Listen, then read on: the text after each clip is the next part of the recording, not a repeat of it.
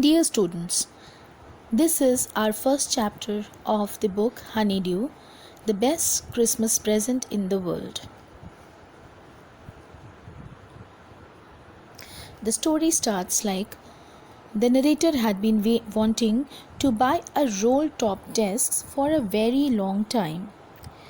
Finding it expensive, he was unable to do so. Finally, he finds one in a junk shop in Bridport. The desk was a very old, early 19th century make and it was made of oak.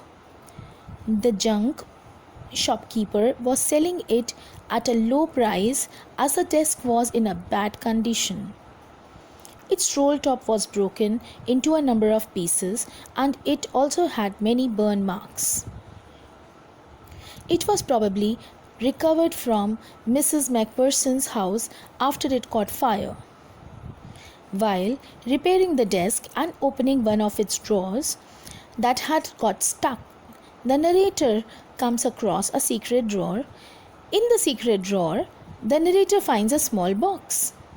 On top of the box, there was a note written and stuck with the help of a sellotape. Jim's last letter, received on 25th January 1915. To be buried with me when the time comes. The note was written in a shaky handwriting, which meant that it was written by old Mrs. Macpherson and was not written long back. Despite knowing that it is morally wrong to read someone else's letter, the narrator begins reading it because he couldn't express his curiosity.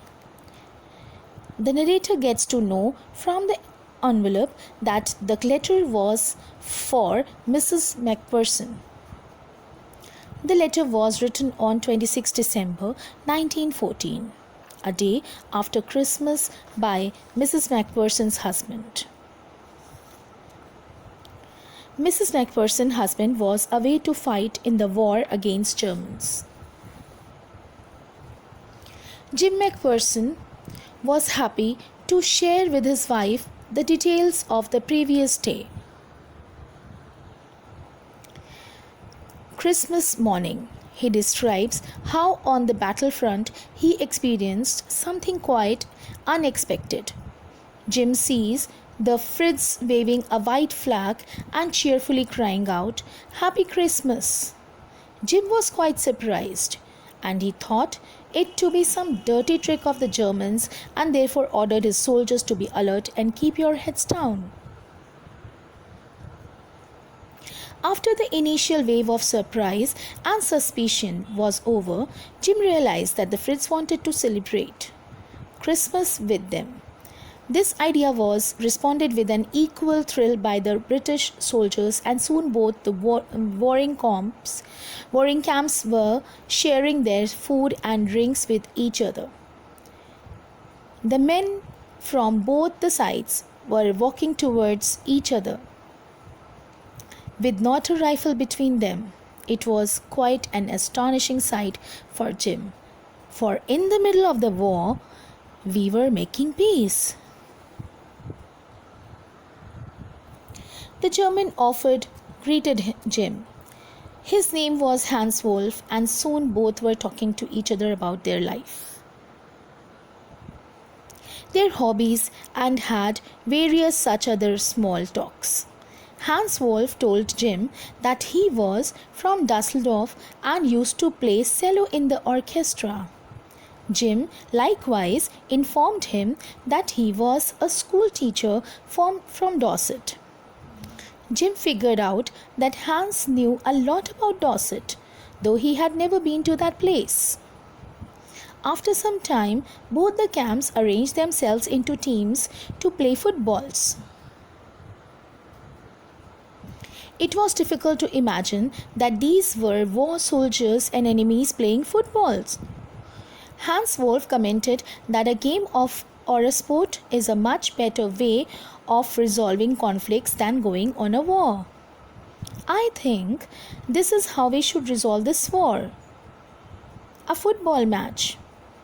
No one dies in a football match. No children are orphaned. No wives become widowed.